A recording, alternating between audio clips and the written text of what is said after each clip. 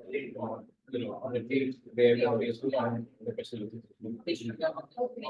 So, first wave would be at 10, second wave would be at 15. That's how it's going to be. Similarly, for the last wave, first wave would be at 3, second would be at 5.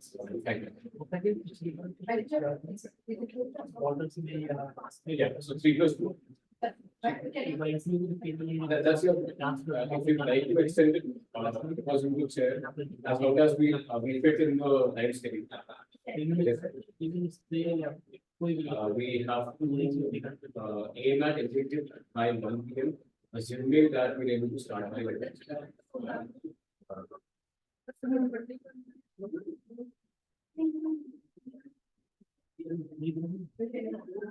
Yeah. Yeah. So, we like to the speakers at the end of the whole session or after each talk. So we like what we do. As in at the end of the whole session, after the end of each talk. Yeah. So yeah, we should do it at the end of the session. Can I have it? Hey, finally. Hello, co-chair. Yes.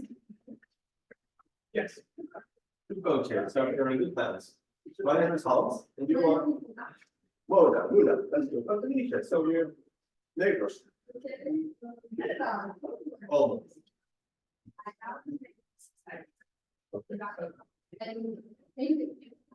Aiden. Okay. Nice to meet you. Yeah. So we need to discuss the strategy. And sit next to you. You will know you already said hi to the most important persons because You're being very generous. So any rules that we need to So time control is 10+5 for the whole house. Yeah. 10 minutes of the talk. There will be a planning program. you will be the time for people to have the sound?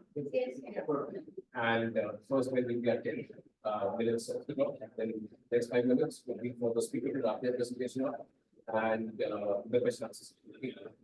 So that's how it's going to be. For the class talks, it's going to be the student, 3 minutes for the talk, 2 minutes for the yeah, that's how it's going to be. There's one speaker who shall be presenting to me. Tell me how much. No.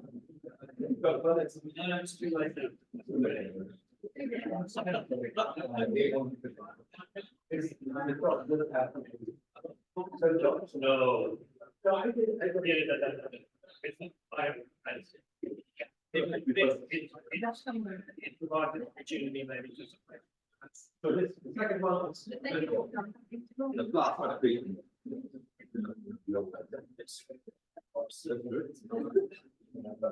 So I thought we had created a gap of around the end.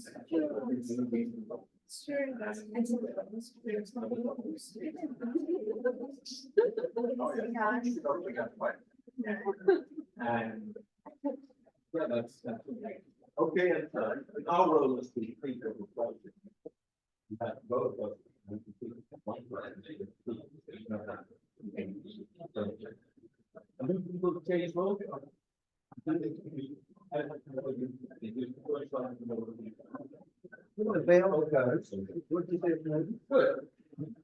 Did they do the veil? So you will Yeah, it's just for 10+5 time.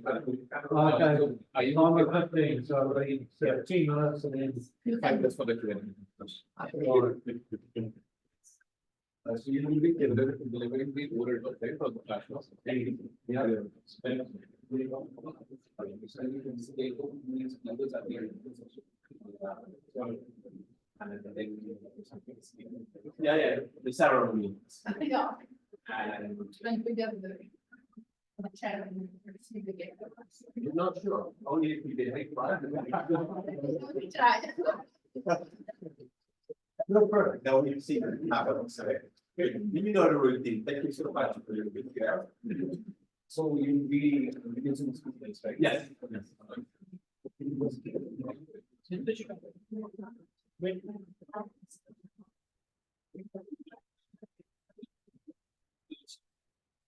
That's just.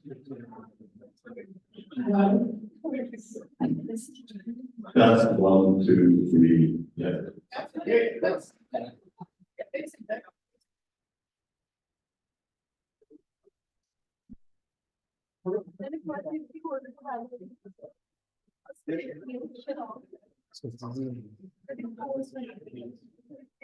It's my honor. Thank you. Oh, right.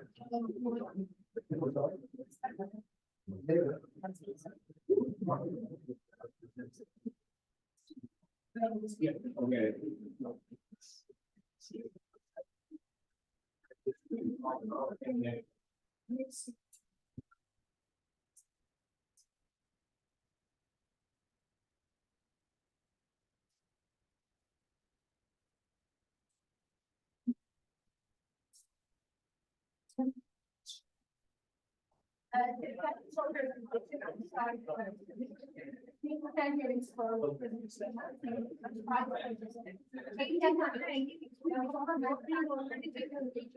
एक काम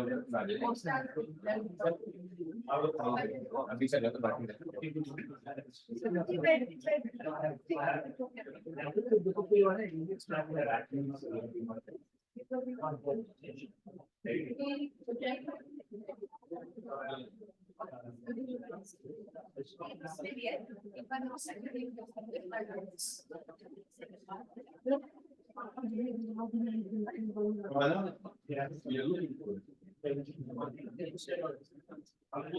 शुभम एक ये भी है, ये वाली check कर लो, ये ओपन हो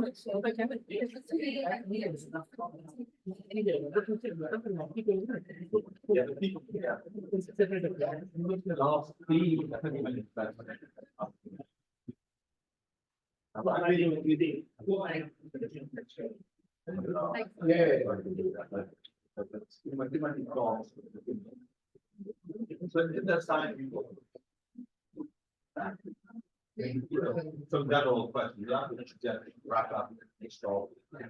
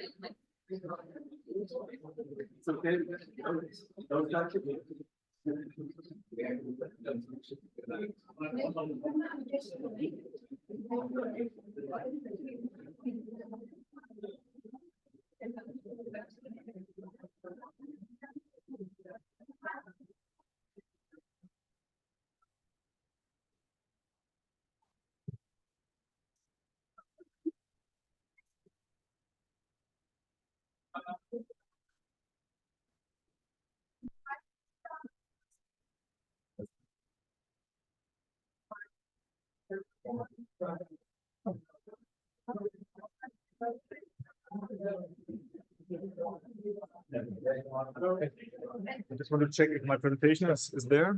Yeah. Philip, yes. Yes. Can you stop sharing the screen? No, it's good. Oh, okay, that's great. Okay. Yeah, it's fine. Do you need the laser pointer on? No. Okay. Yeah, thank you very much. You're welcome.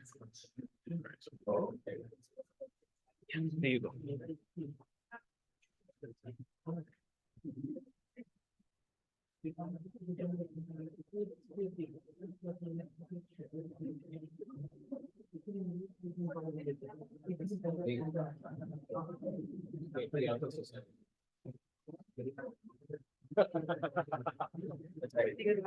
I opened my झूठ बोल देना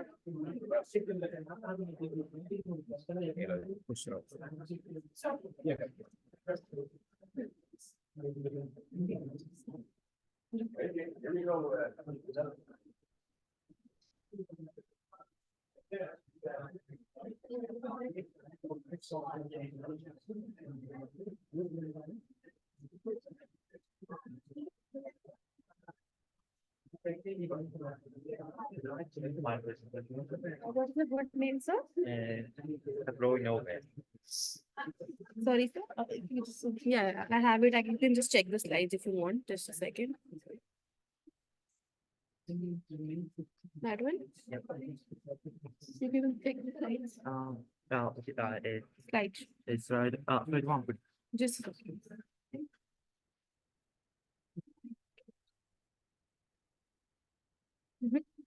It's up here and then.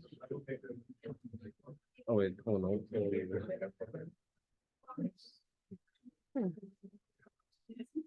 Okay, thank you. मेरा नहीं है ना. Whatever. Just a second.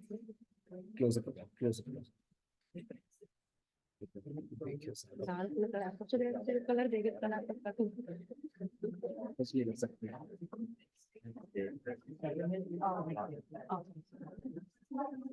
यार. Third one. See if you have to open it and. God.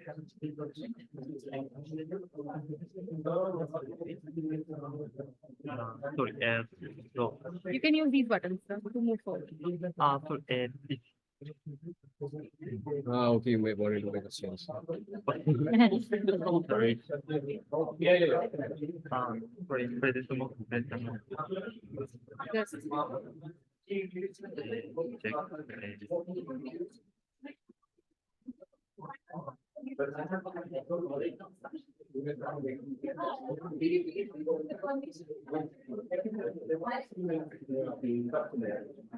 Okay, thank you. No issue.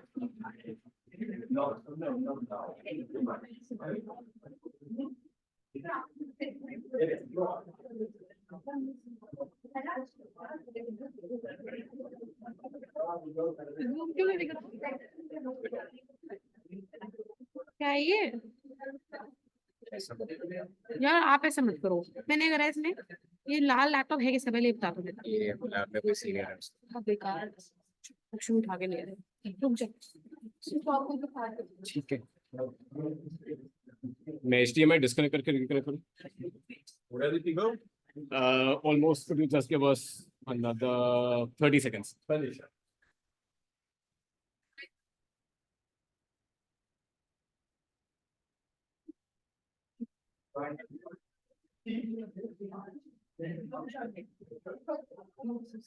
वहां से ठीक चल रहा था. वहां से ठीक चल रहा था.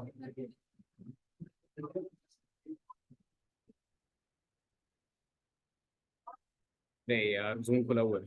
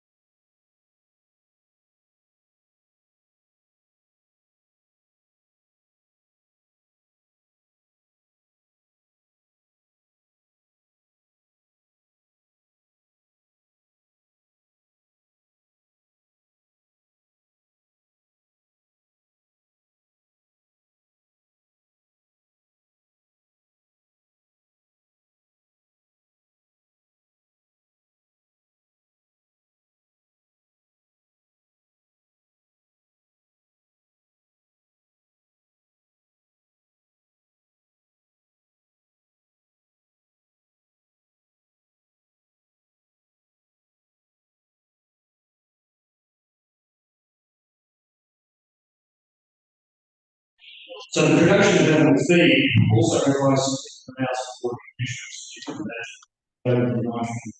But the low conversion of reactive nitrogen to milk and animal product, as well as the various transformations of phosphorus waste with this reactive nitrogen systems, is well recognised as causing a range of environmental problems. So it's logical that dairy production systems are represented as a detailed case study as part of the Farm Nitrogen Budget's International Nitrogen Management System Program. The scope of this work was to develop appropriate indicators for practical application of global dairy farming systems. And the project also capitalised on the enormous array of knowledge that's out there and international data sets that are available to test and develop appropriate nitrogen efficiency indicators. So we have a 15-member project team, and many of the projects now. We held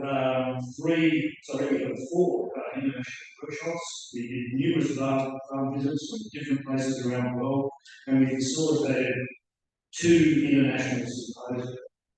And so for $25,000 US, which is the amount of money we got for this particular project, extremely good value for money.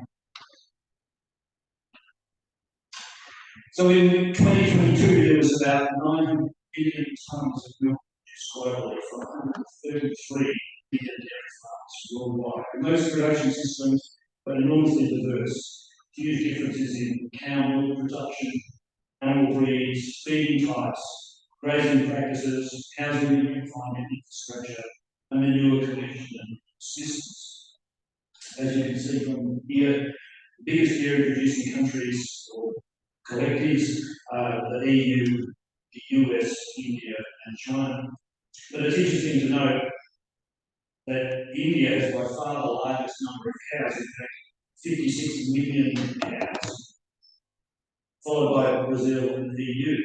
So this really demonstrates the fact that per cow production varies enormously. So, for example, in the US, an average cow may produce 10,000 litres during its lactation, but in India, it's about 1,400. So in our work, we defined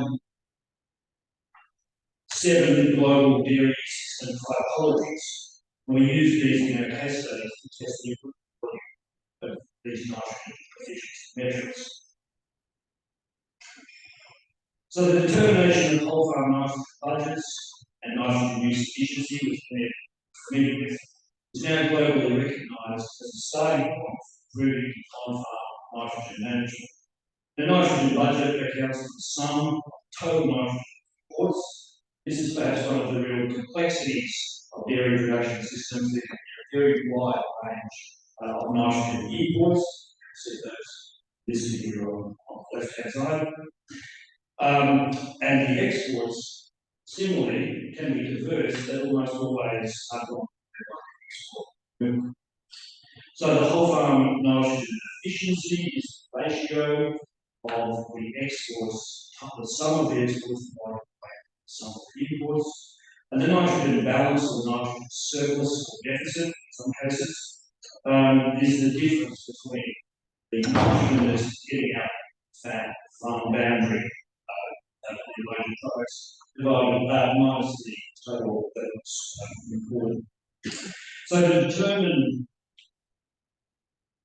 these calculations, data can be quite diverse in terms of reliability. I'm not going to read those bullet points there, but we've used a tier system to differentiate the different confidence we have sort of data that is used to determine calculations. So there are many recognised factors that in low or in fact high nitrogen efficiency. These can relate to things like low yields per cow, low feed to milk conversion ratios, excess nitrogen in feed intakes, concentrated or poor distribution of animal excreta, excess fertiliser or manure applications relative to requirement, or inadequate manure collection, storage, and land application processes. And so if we really want to better understand the opportunities associated with improving nitrogen efficiency within the dairy farm, we really need to be able to understand the flows and the transformations of within that farm system. So within that component, you can see that cycle that's happening defined within the farm boundary. We have animal nitrogen use, we have manure, nitrogen excreted, and manure capture and reuse. We have the crop and pasture uptake. So I'll quickly unpack each of these as I go through. I promise I will be quick. So firstly, if we put the boundary around the animal nitrogen use efficiency is actually the determination of the amount of nitrogen that animal is actually consuming versus the proportion of the nitrogen that's up in that product. So the question we're trying to ask here with our indicator is, so how much of the nitrogen intake is up in the milk? The nitrogen that is not ending up in milk is partitioned and excreted in urine and dung. So dairy cattle deposit that urine and dung in various locations depending on the farm system. And also things like herd management practices. Farmers generally collect manure from shelters, barns, milking parlours, and folding yards, while manure that's deposited in pastures, as well as many other unproductive areas, perhaps common grazing methods, goes uncollected. And seasonal conditions also influence where cows are located and the types of manure practices that are undertaken. So again, the key question here is how much nitrogen was excreted and where was that nitrogen deposited?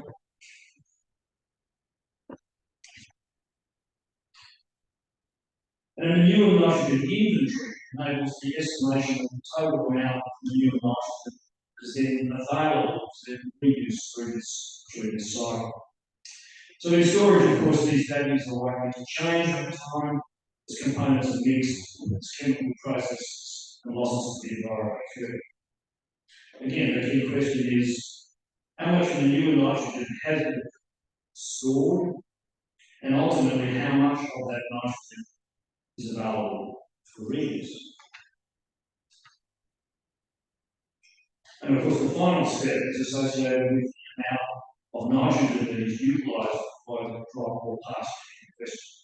So the question here is how much applied nitrogen is utilised by the crop pasture. And we need to recognise though that it's not just about the manure cycle, there's additional nitrogen inputs that are coming into those systems as well. And that adds a layer of complexity associated with measurements of nitrogen use efficiency, as many of you will be familiar.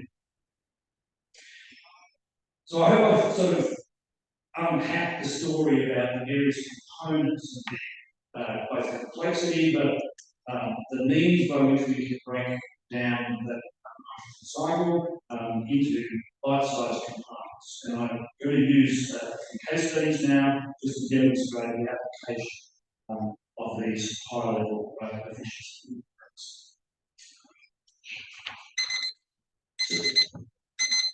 So the first one I'm going to talk about is dairy typology 1. This is representative of a large proportion of dairy production systems in India, Nepal, Pakistan, Sri Lanka. Typically, the number of cows per farmers is between 4.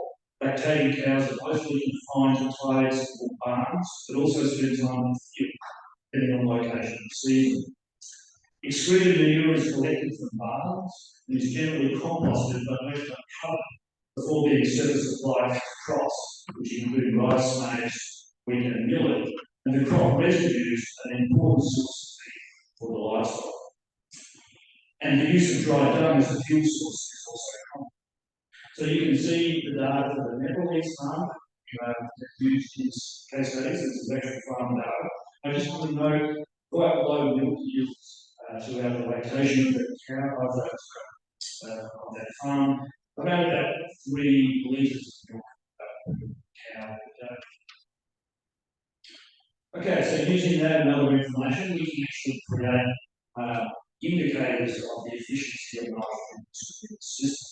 So you can see the various nitrogen inputs dominated by imported feed, both from forages and grains, with additional nitrogen from nitrogen fixation and atmospheric deposition. But generally, these numbers are quite low on a per hectare basis. And on the export side, you can see only 8 kilograms of nitrogen per hectare was estimated to be exported and a small amount also through other sources. So if we look at the overall efficiency of the farm, it was actually only 16% nitrogen efficient, despite the fact that this was a largely organic system. In fact, the milk use efficiency per hour was only 7%, and this largely reflects the very low per animal.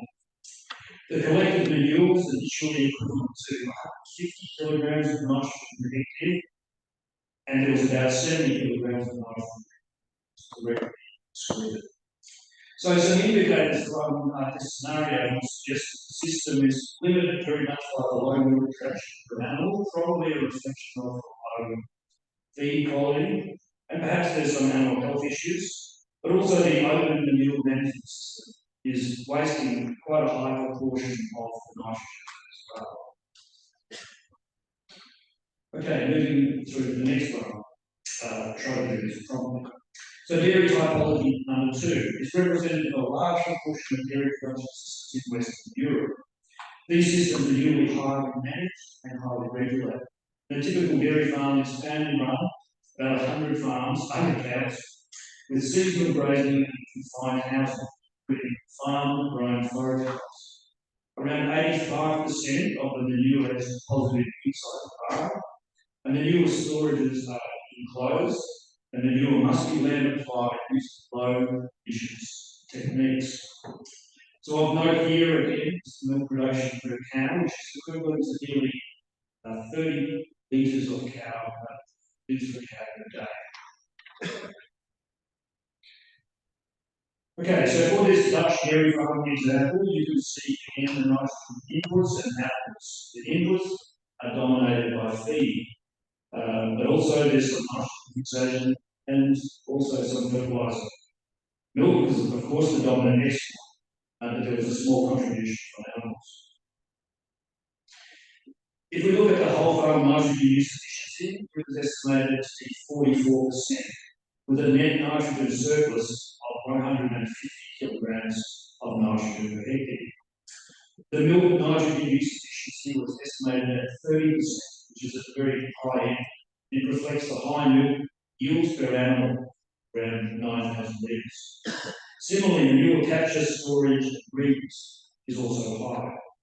So these results are quite commendable at the very top end of the sort of efficiencies that you would expect in an animal production system. But there's still opportunities to improve annually through the reduction of crude protein in diets and also ammonia emission capture. And my final case study is dairy typology 3, which describes an intensive grazing system commonly used in Australia. These systems generally have 300 to 600 cows and rely on rotationally grazed pastures. There's little external supplementation in this permanent housing, with the majority of the manure being deposited back to pastures. Commonly, nitrogen fertiliser is the dominant input into the system and can often be applied every time animals are grazing a particular paddock. So you can see the New Zealand case study data reflected.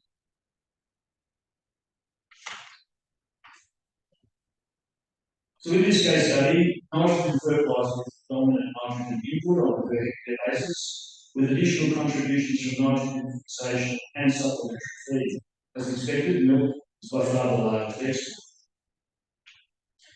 If we do a whole farm nitrogen use efficiency, we can estimate this farm to be 24%, and the net nitrogen surplus was 200 kilograms of nitrogen.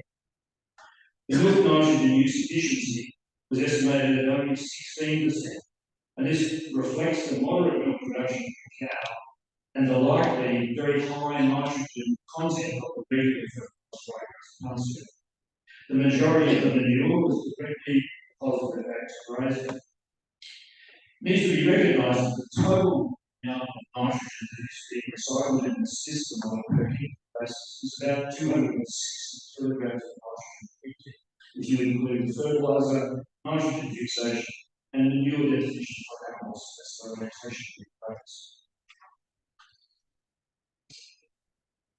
So, Mr. Chairman, in conclusion, a few recommendations. I apologise for going over time. So, dairy nitrogen use efficiency, in my view, can provide a valuable insight into the productivity and environmental performance of a broad range of dairy farms. And I hope that I've been able to demonstrate the applicability of this to a range of farming systems. Standardising dairy farm nitrogen use efficiency metrics and the reporting frameworks that will follow will assist both local and global dairy industry policymakers.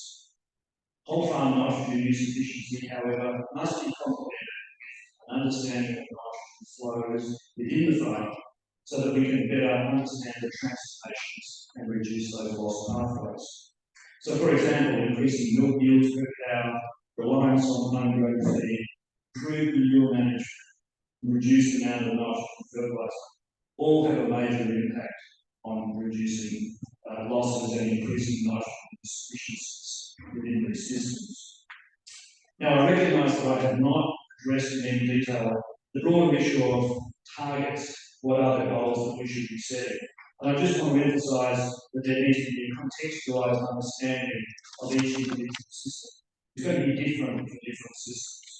But I do believe that the dairy nitrogen guidance document provides a very practical and useful contribution to improving nitrogen efficiency at a global scale. Thank you.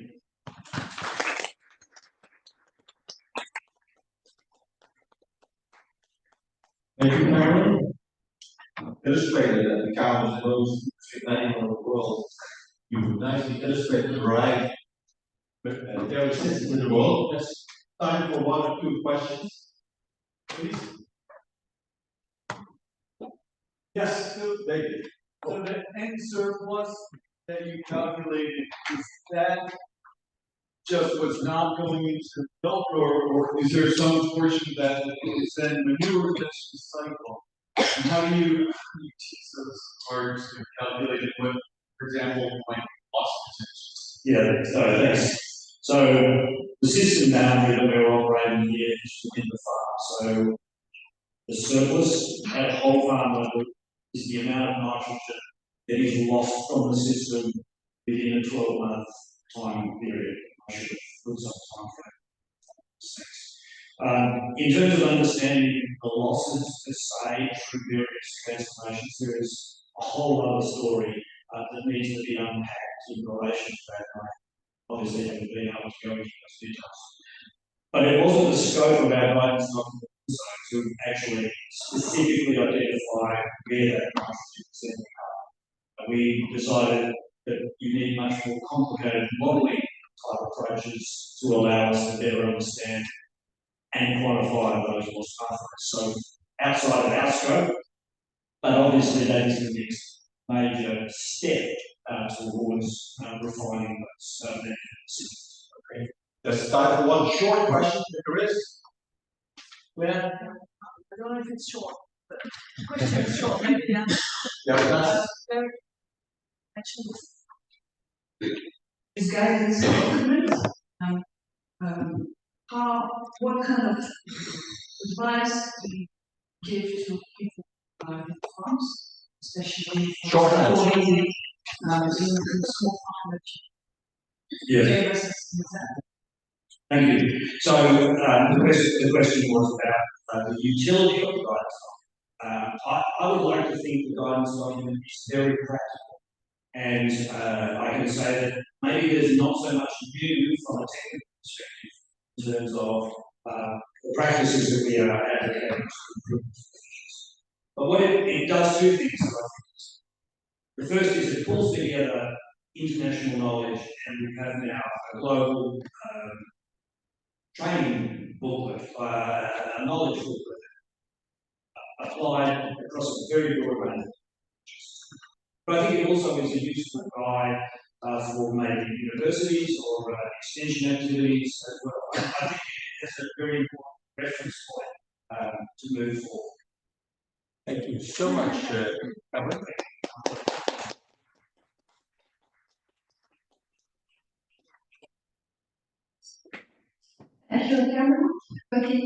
second part of the session presented.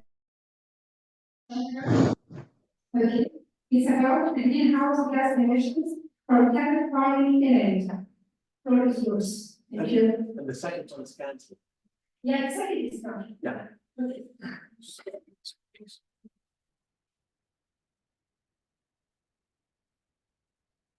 Thanks a lot, Chairman, and I have to personally thank the previous speaker, Cameron, for introducing the concept.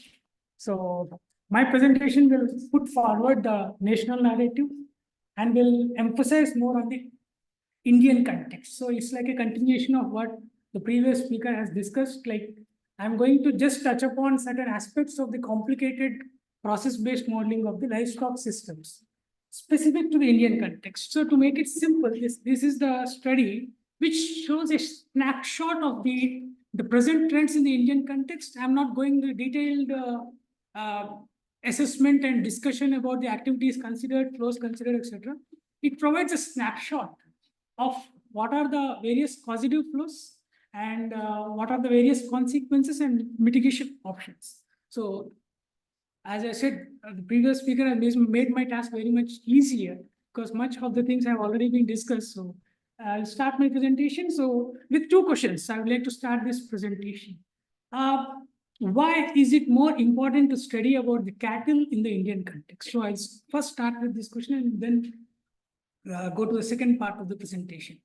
So in this peak, I just wanted to give a brief discussion of what is the relevance of the cattle sector to South Asia, or I'll come to the particular Indian context also.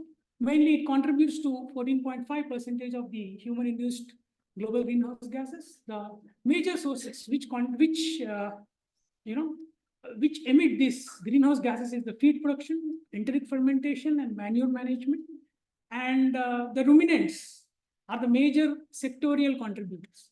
And the South Asian region, why when we discuss about the South Asian region, because we have, particularly in the Indian context, we have a large livestock numbers. And in this slide, I just wanted to grab your attention on two aspects. One is the importance of understanding the nitrogen cycle. That is the first thing. And second thing is equally important aspect of quantifying the enteric fermentation or the methane emissions from the livestock. So this is the proportion of gases which are released during the livestock operations, and the global livestock chain contributes to around 65 grams per year of the nitrogen flows. And this is the percentage of the various reactive nitrogen species. So, and these are the various effects, like which affects the air quality, reduced visibility. And it has been very much discussed in the last 2 days in very much detail. So I'm not going to go into these aspects. So now I'll specifically come to the Indian context. So these are the four important bullet points which highlight why is it more important for the Indian context. We have the largest livestock numbers in the world, and the cattle contributes to 55% of the ammonia and 42.3% of the N2O at a national level, which is the highest emitter among all the species.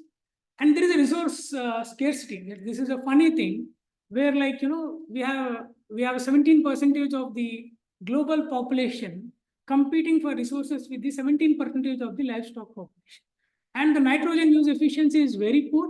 It's somewhere between 5 to 20%, so which indicates that the nitrogen being leached to the downstream or, is somewhere between 80 to 95%. So this is another interesting slide, which shows where the mitigation potential lies.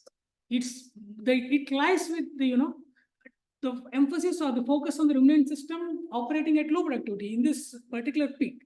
You can see the y-axis, which shows the intensity of the milk production. The intensity of milk production is this is a ratio of the global contribution to the dairy products to the global proportion of the dairy cows in that particular country.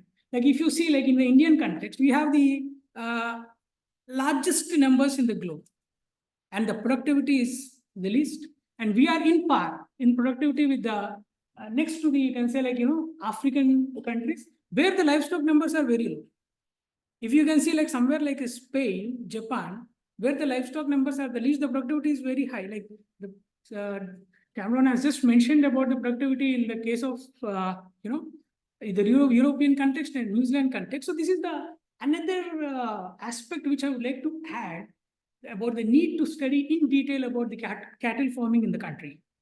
And so I'm not going to detail more about this particular aspect because it could lead to a lot of debating and a lot of discussions about the various dimensions of why we need to read about, why do we need to investigate the cattle production. These are the various dimensions of the factors: social factors, economic factor, and cultural factor. And urbanization, land use changes causing the feed shortages, quality feed shortages, dairy demand, and our country for the protein consumption, we are more dependent on the dairy products as compared to the fish or other products. So this is the main protein source. So livestock holders, majority, more than 2/3, are the small holders, and the cattle housing, which is most commonly open, which increases the emissions of the ammonia, etc. Poor manure management, and there is a beef ban in certain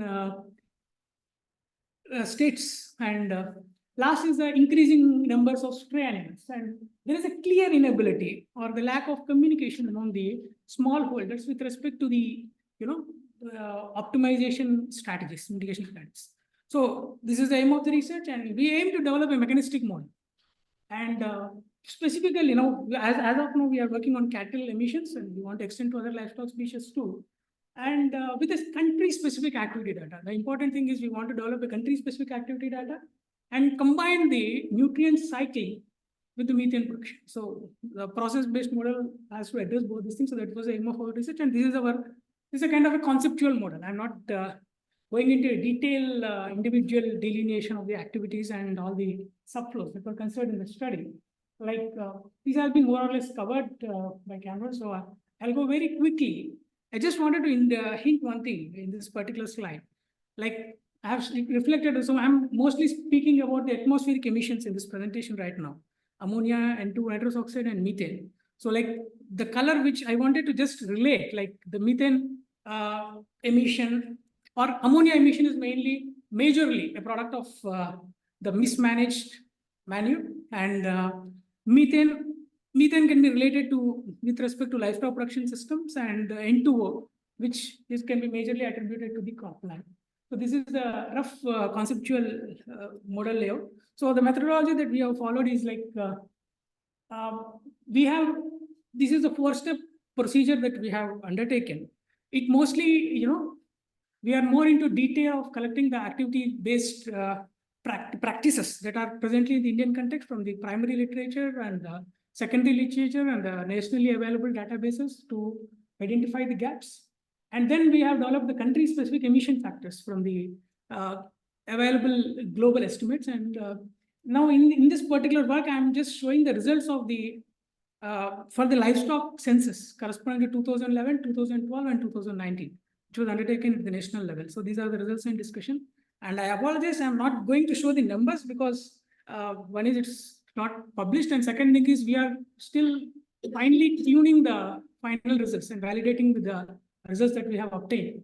So here, what I would like to discuss in this particular slide is, so it is not a kind of a linear way to compare, but it's not a kind of thing to compare these three emissions in a pie chart. But what I just wanted to reflect here is the plot may project in a way like the contribution from 27 to 2019, the enteric fermentation or the contribution of methane is increasing as a whole, whereas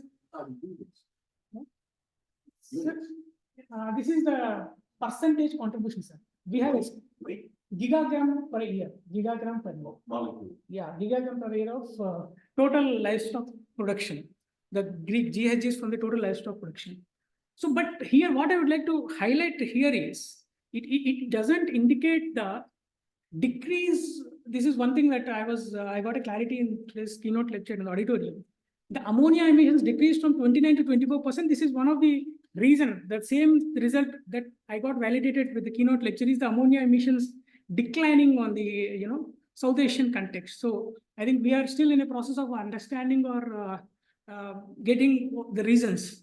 But I can say like it's more shifting towards the methane. And these are the results. I'm just showing the percentages, not in terms of values, just to show like how the trends are changing. Here, what I would like to highlight is the mixed farming. As discussed previously, the mixed farming is a farming where the livestock cultivation or the production is undertaken with agriculture. So the mixed farming contributes to 87 to 91% of the total emissions. But there are three interesting things over here. One is the contribution of enteric fermentation has increased by 17% in the one decade from 2007 to 2019. Whereas the contribution of the manure to the methane. So manure is a as 29%. And the third, there is a decrease. The third is the enteric fermentation of contribution from the grazing or the grasslands has reduced by 42%. And this indicates a kind of an alarming kind of a sign where, like, the grassland area is getting reduced day by day. And there is a shift more towards an intensive mixed farming practice, which is in the hands of small landholders. So, in a way, the emissions which are reduced from the enteric fermentation of the grasslands is, as a whole, it's not a positive sign on a national scale. And next, in ammonia emissions, this is also an interesting story where, like, the mixed farming contributes to 71 to 73%, and the manure management contributes to the major part of the emissions. Ammonia emissions are mainly product of poor livestock housing in the country.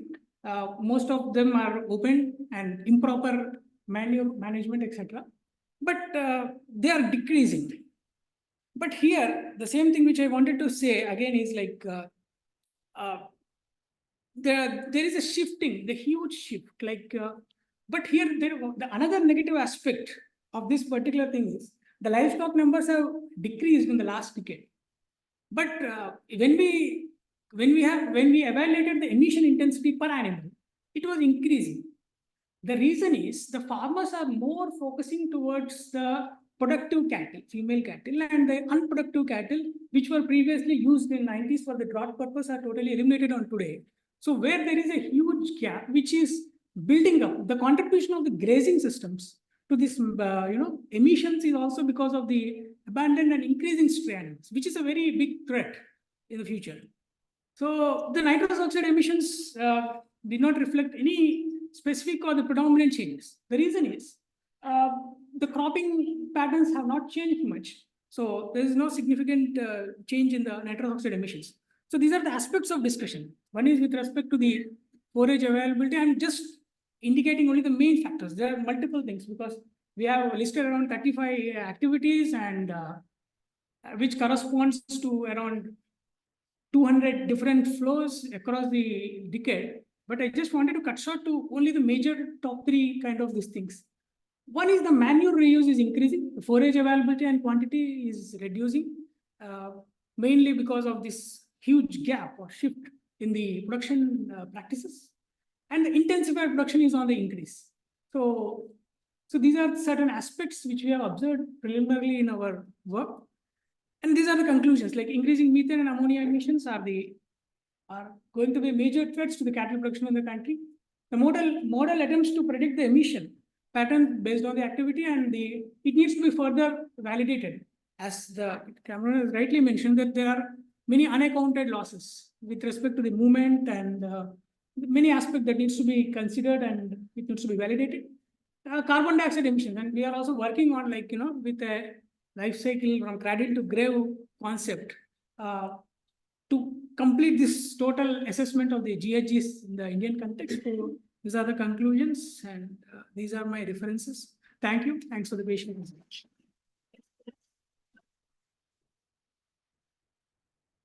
Thank you very much for your nice presentation. We can go for questions. We can go for two and one flash question. Last question. Yeah, one. Two normal question and one flash question. Everything is clear? Thank you. Okay, sir. Thank you for your very nice presentation. It's interesting to me that, I guess because in India people don't eat much meat, so protein from milk is a very major. It would seem to me there is a real opportunity to have much larger, more intensive farms that have higher levels of technology to reduce emissions, reduce manure, and then have some secondary benefits, maybe selling manure products. Would you like to comment on the fact that maybe there is an opportunity for government to start moving to more intensive systems that maybe reduce some of the spread of the lower systems? Thanks, sir. Thanks for the comments. Any questions? Questions? I don't know if there are questions. Okay. So the question was about intensive systems, making the farms much bigger instead of small numbers of cows. Sir, the intensification, the mode of intensification itself is a very big question in the Indian context, because being the sector is totally in the control of small scale landholders who have like less than 2 hectares. The mode of intensification is really questionable.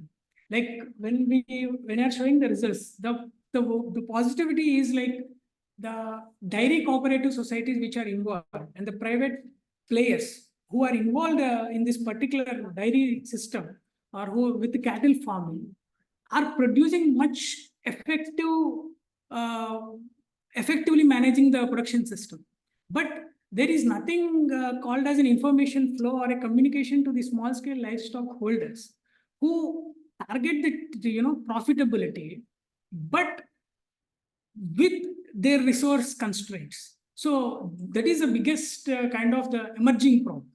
The intensification is a positive thing, but when we went for the data of the survey, which shows that the industrial systems are on a rising edge, which is a positive thing. But still, the majority is in the control of the small scale landowners. The second important point is because Can you wrap up? okay, sir.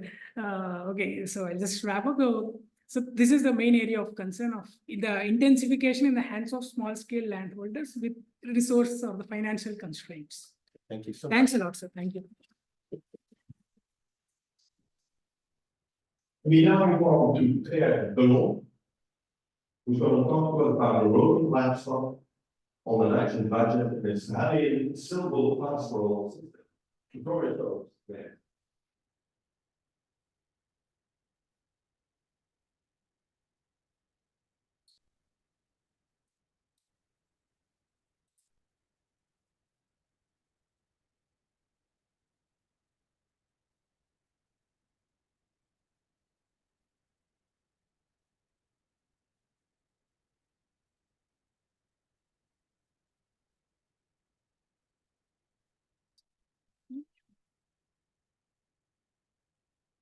Bring the laser point.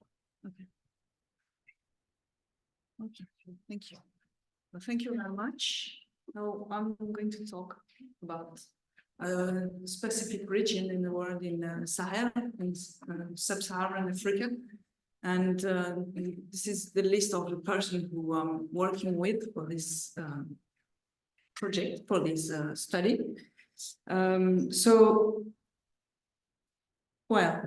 There are some evidence here that maybe you already have heard that livestock are a significant source of greenhouse gas emissions, of course, and of nitrogen, reactive nitrogen as well.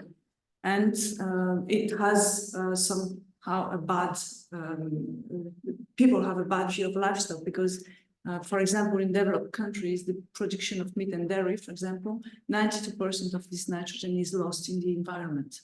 There are some studies showing that the livestock sector requires a global initiative to tackle nitrogen pollution while supporting food security. And there's an example here from a work by Aimable Ouizaye, who showed the importance of the role of livestock in the nitrogen emissions on a regional scale. And for example, the role of cattle here in Africa compared to other regions in the world. But in Africa, 80% of the countries face nitrogen scarcity. And in certain African regions, livestock and agriculture represent the only means of subsistence for the population and play a great role in food security. So there is a need for a regional assessment of the role of livestock on nitrogen management, especially for these countries.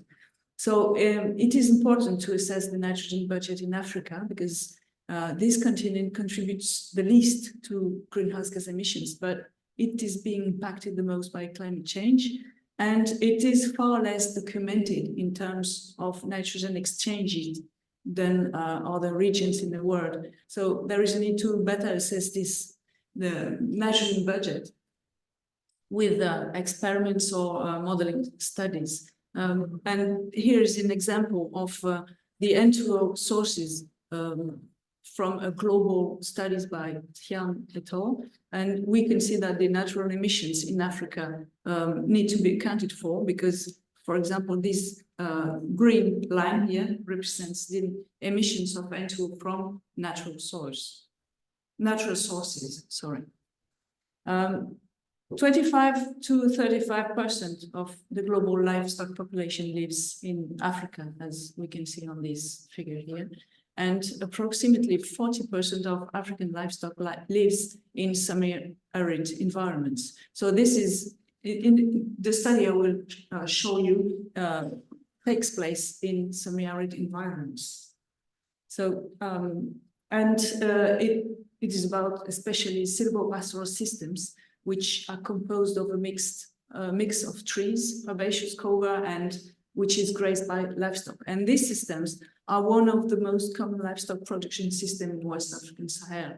The pastures feed livestock, and livestock provides food and supports livelihood for many people in the Sahel.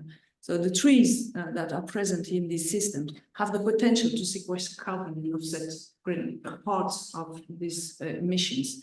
And of course, the livestock component of these systems has a great impact on the nitrogen and carbon cycles. So just the study, the results I will present are at the 1D and regional scale. And the results we have are from a specific place called Dara in Senegal. And the climate here is driven by the West African monsoon. We can see that it is between 100 and 600 millimeters of rain, and the rainy season is between July and October, no rain during the other months. Here are some pictures of June before the rainy season, July the beginning of the rainy season, and October at the end of the rainy season. So we tried to do a budget in this area, in this at the 1D scale. So we can see here that in green are the inputs, in red, orange, the outputs. With the biological nitrogen fixation, the dry and wet atmospheric deposition, the manure inputs, and for the outputs, we have the N2O emission, the nitrogen oxide emission, the volatilization of ammonia from livestock, the biomass burning contribution, the leaching, the tree uptake, and the animal ingestion.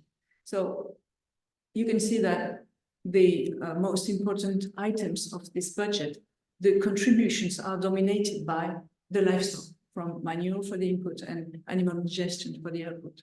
If we do the balance, the inputs are slightly lower than the outputs, which is a confirmation of the regional character of Saharan and African soils to be nitrogen depleted. So the nitrogen depletion is here about 8 kilograms per hectare per year, but you can see that the uncertainty is large. So maybe it's less than that, maybe it's more than that. It's just an estimation. So another view of this budget here shows that the animal digestion is 63% and the manure 68%. Well, the livestock plays a great role in this nitrogen budget.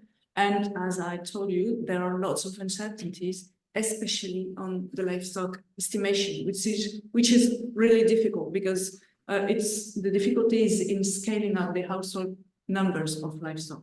And you can see also that the N2O contribution to the input, to the output, sorry, is low. But as we know that N2O is a very strong, has a very strong global warming potential, we wanted to focus on this particular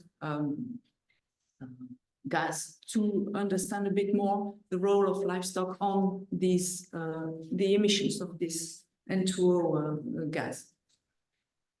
So the N2O have often been neglected in Saharan regions because, well, if you probably know that it is mostly from denitrification processes, but in Saharan soil the humidity is very low.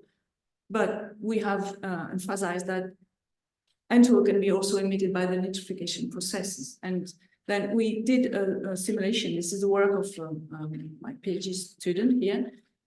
He did a simulation from 2012 to 2021, showing the N2O emissions with the rain. So we have pulses when the rain falls on very dry soils at the beginning of the wet season, especially because of the reactivation of microbial activity. And these emissions are mainly from nitrification processes at like 70 to 80%. But when we upscale this study at the regional scale for the Sahel, we have here a picture of the N2O emissions for the silvopastoral systems. And he showed that the main drivers of these emissions are the soil nitrogen content, of course, the soil water content, and the animal load, which of course has a very strong influence on the soil nitrogen content. So despite the low percentage we have of the N2O emissions in the budget, they are significant and they need better assessment. So this is just an explanation of the role, how we try to understand the role of livestock on these N2O emissions. So we did simulation with and without livestock. So with livestock in light gray, sorry, and without livestock in dark gray. And the livestock manure leads to an increase of 76 to 93% in total annual N2O emissions in this particular site. So, of course, the livestock affects the emissions through grazing and related nitrogen deposition via excretin. So here is an example of the comparison between the tree net productivity and the greenhouse gas emission with CO2 in gray, the methane in heavy gray, green, sorry. And the N2O in orange. And he showed that the trees can offset up to 28% of the increase of these greenhouse gas emissions due to livestock, as we can see here. So the presence of livestock has a significant influence on the greenhouse gas emissions, but the trees can partly mitigate these emissions. So, despite the increase of emissions due to livestock, the grass herbaceous mass is recycled by 50% through excreta and brings rapidly available nutrients to plants. The trampling participates in transforming the straw in litter and burying litter in the soil, and which will decompose and bring nutrients. So the greenhouse gas emission by source due to livestock can partially be offset by trees. And as I already said, the livestock represents a socioeconomic benefit for the population with a high food chain nitrogen use efficiency, which can be seen here on these maps showing the, where I cannot see exactly the difference, but this is the crop nitrogen use efficiency and the food chain nitrogen use efficiency here in Africa, which shows very high percentages. And this system in Africa provides food and livelihoods to millions of people.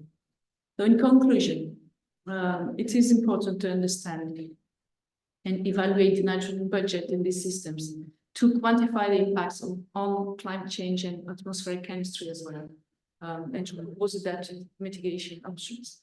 So the emissions from tropical low input system need better assessment by improving existing models to move forward and to have a better assumption than only T1, T2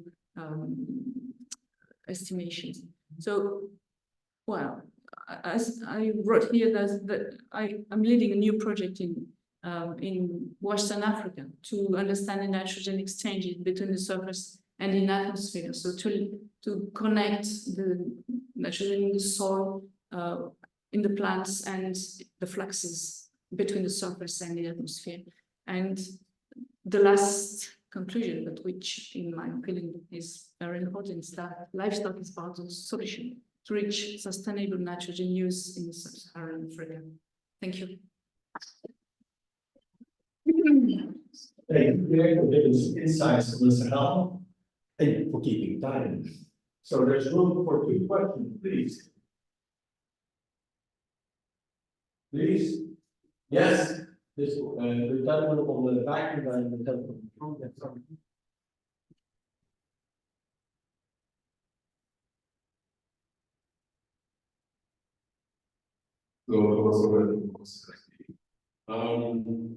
One question about the data of animal balance. Typically, cattle is not a fertilizer plant, so this is a secondary use of nitrogen. So the primary sources of nitrogen derive from the atmospheric deposition and and fixation. So did you take this into account in your calculation of balances?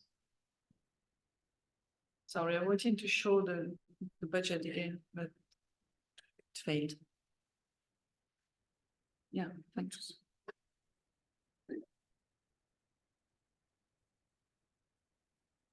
So your question is about this?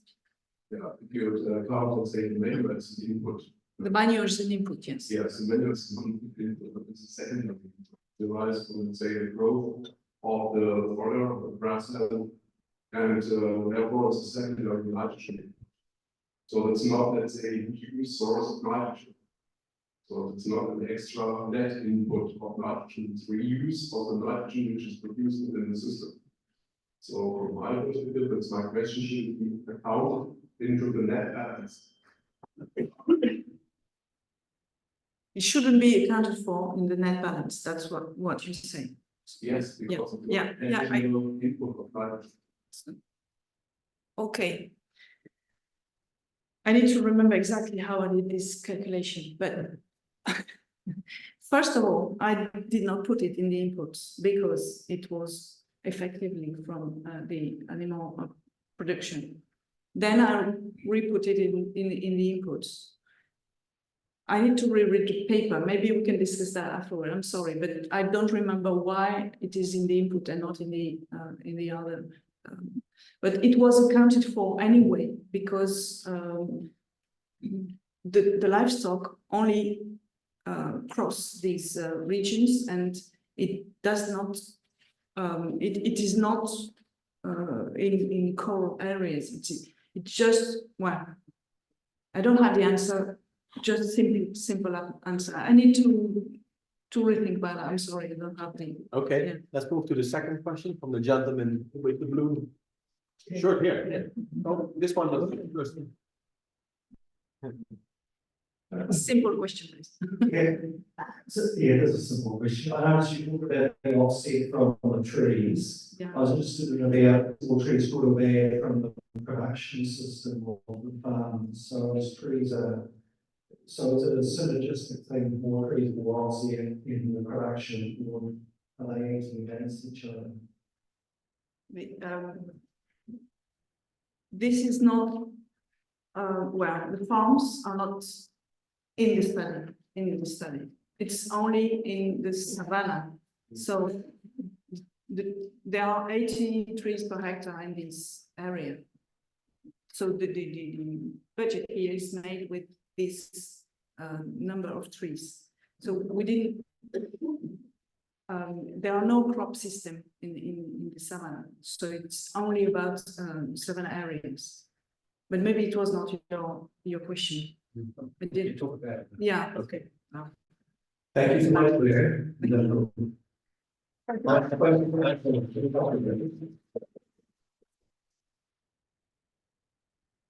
Thank you. Okay, let's move to this presentation. It's about nitrogen laws in Japan, focusing on the law carbon transition. To be presented by Tekuro. Okay, thank you. So is yours.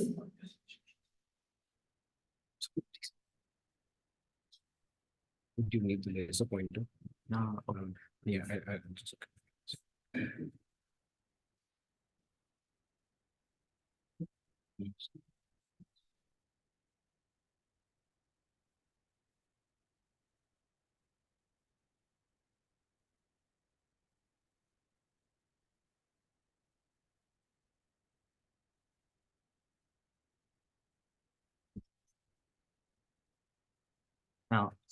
Hello everyone, I'm Takuro Inoue from Tohoku University, Japan.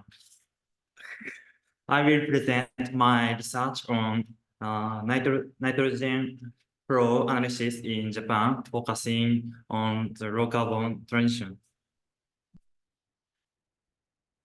In Japan, reactive nitrogen is mostly used in industrial application. Rising demand for reactive nitrogen, particularly high purity nitrogen-based gases that are driven by low carbon technologies, such as solar power, electric vehicle, hydrogen energy. Figure 1 shows using every stage of every stage. Sorry. The use of reactive nitrogen in every stage of semiconductor manufacturing. Rich and her colleagues estimated the total amount of reactive nitrogen emitted into the environment from food and energy consumption. In Japan, studies have been conducted to calculate nitrogen footprint using N calculator and evaluated nitrogen inputs in food production and export input volumes. However, the lack of research on the footprint of industrial NR and the rapid effect of changes in nitrogen demand, NR demands makes it challenging to discuss appropriate nitrogen management in Japan. Our study aimed to eliminate the demand structure for industrial nitrogen and to quantify the spillover effect of changes in demand for industrial reactive nitrogen induced by the implementation of low carbon technologies in Japan. Through there, we tried to improve nitrogen management by addressing the issue of excessive cycling of reactive nitrogen with the consideration of the growing demand and use of industrial reactive nitrogen in Japanese low carbon transition. We classified industrial nitrogen inputs into 3 applications. 8 industrial use, industrial ammonia, high purity nitrogen compounds, acrylonitrile, caprolactam, urea, nitric acid, ammonium nitrate, and other primary ammonia products. And 2 fertilizer use, industrial fertilizer, and biofixative fertilizers and 1 fossil fuel use. Present for nitrogen demand based on government statistics as shown this slide. Yeah. We also use a modified IO table that 389 times 389 for analyzing the demand structure and the spillover effect of liquid nitrogen. Next, we estimated nitrogen demand following the method developed by Oita and her colleagues. Whose formula is shown here. And next, we tried to answer how much will the demand for nitrogen increase when the final demand for semiconductor increased threefold in Japan. Because the project surge in total sales of semiconductors manufacturing in Japan, which is projected to exceed 15 trillion yen by 2030, triple the current amount. Here is the result of nitrogen demand change for industrial use for final demand for 1 million Japanese yen by sector and products category, shown figure 2. We find synthetic fiber sector was the most nitrogen intensive sector, emitted at 1.2 ton. Urea and nitric acid were the most widely used substance in industrial sector.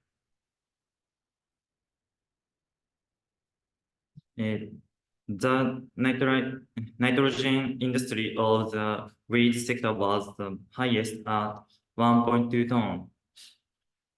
In the feed sector, 46% of nitrogen came from biofixation.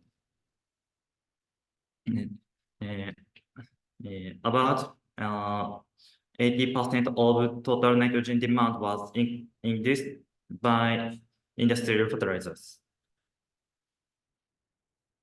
The commercial power sector has the highest nitrogen intensity at 10.9 ton.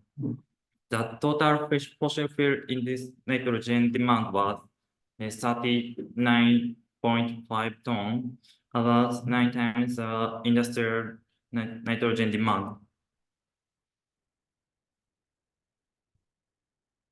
This scenario yields increase in nitrogen demand by 15.97 kiloton. We identify rising demand for field driven nitrogen driven by power consumption in semiconductor manufacturing, and ammonia and nitric acid for IC and semiconductor device manufacturing. To conscience, we have developed input output model allow for analyzing the changing in nitrogen demand by type associated with the implementation of low carbon technologies in Japan. For every 1 million yen of final demand, the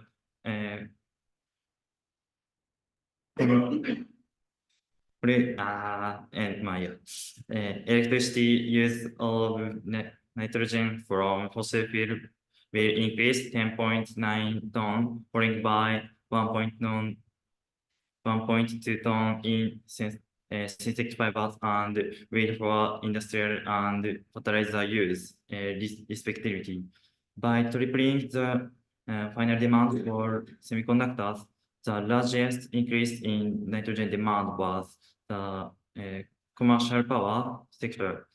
And due to increasing in power consumption during semiconductor manufacturing, resulting in an overall increase of 15.7 kiloton. Thank you.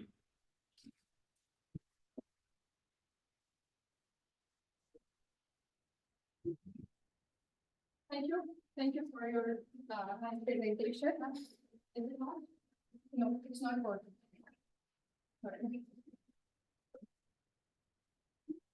Sorry. We can go for legacy portions, please. We can start by the coach. I think you addressed a question which is very important because most of these presentations are not about the land which is used for other purposes than fertilizer. So that's very good. But my question is, do you know anything about when it's used for the electronic sector? What is the phase? So you produce new reactive nitrogen to make solar panels and other stuff, but when it's used and the solar panels are old, where does the nitrogen end? Does it become reactive? Does it come into the environment, or it just stays in reactive in the solar panels in the electronics? So what's the fate of the new nitrogen that you quantify for this industrial sector? Does it have any environmental consequences when the solar panels are not used anymore? So they end up somewhere, they're recycled, or they end up in a waste dump or wherever. Is there any risks for the environment?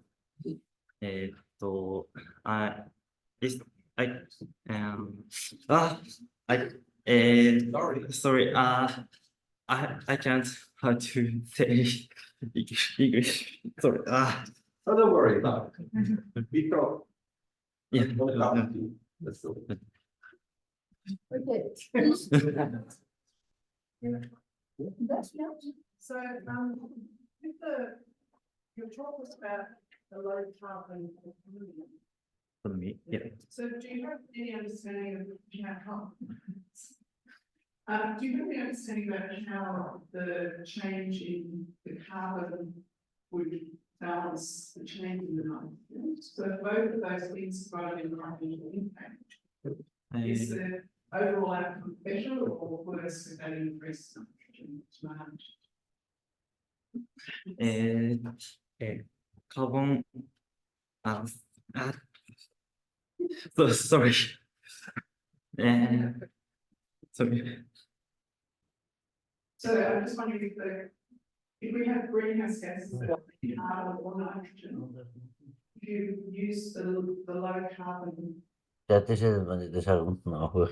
Ja, danke, halt ich mitziehen. Das die Bratschkere muss ich nicht jetzt eine Stunde lang hören. Geht nicht, ja, schon. Ja, wenn es aber nicht dran ist und du wartest, bis dran kommt, dann wir machen es. Ich kann ja auch gehen. Nein, du musst nicht aufgehen, du kannst ins Zimmer reingehen.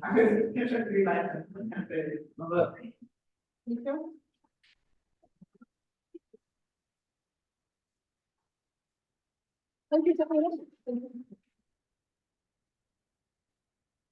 Well, thank you. We're still on time. Thanks to some short. Nein, ich gehe mit meinem Computer. Nein, bleib da, ich sehe mich an, das ist noch nicht. So. Das geht nicht. Okay.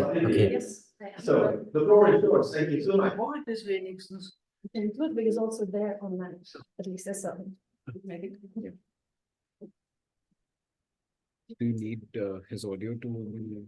I mean, not right now, we can put it, Okay, but if it's. as long as it doesn't cause any hindrance, that's your point. Yeah, I think, yeah, it's okay. Okay, fair. Just give me 1 second. Maybe we tell Ludwig that he's then. Yeah. I don't know. You're actually line as well, so if you want to also say something, you can, but just so you know. I don't know if it works. Hello, I can hear you. So perfect. Thank you.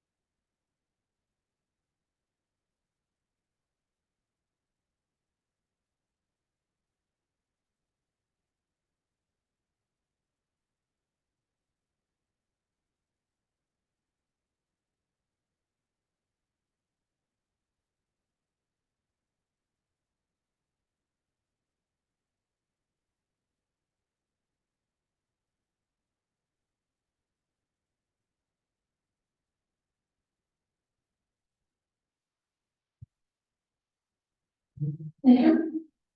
We go back to the last presentation, to be presented by Huawei. Okay, so adoption and use of nitrogen can be a major in the agricultural system. Thank you.